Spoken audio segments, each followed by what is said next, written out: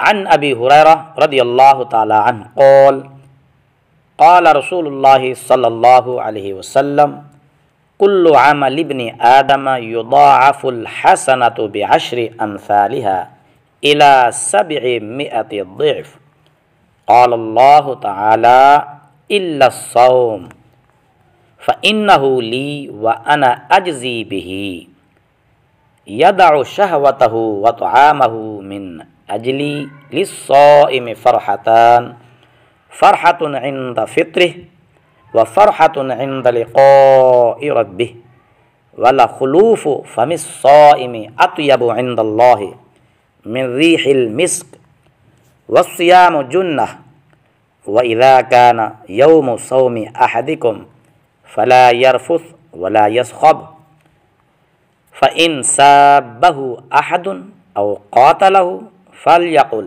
إني امرؤ صائم۔ حضرت ابو ہریرہ رضی اللہ تعالی عنہ بیان کرتے ہیں رسول اللہ صلی اللہ علیہ وآلہ وسلم نے فرمایا ابن آدم کے ہر نیک عمل کو 10 گنا سے 700 گنا تک بڑھا دیا جاتا ہے۔ اللہ تعالیٰ فرماتا ہے روزے کے سوا، کیونکہ وہ میرے لیے ہے اور میں ہی اس کی جزا دوں گا۔ وہ روزے دار اپنی خواہش اور اپنے کھانے کو میری وجہ سے ترک کرتا ہے۔ روزہ دار کے لیے 2 خوشیاں ہیں، ایک فرحت و خوشی تو اس کے افطار کے وقت ہے، جبکہ ایک خوشی اپنے رب سے ملاقات کے وقت۔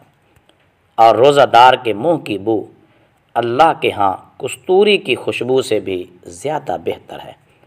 اور روزہ ڈھال ہے، جس روز تم میں سے کسی کا روزہ ہو تو وہ فحش گوئی اور ہذیان سے اجتناب کرے۔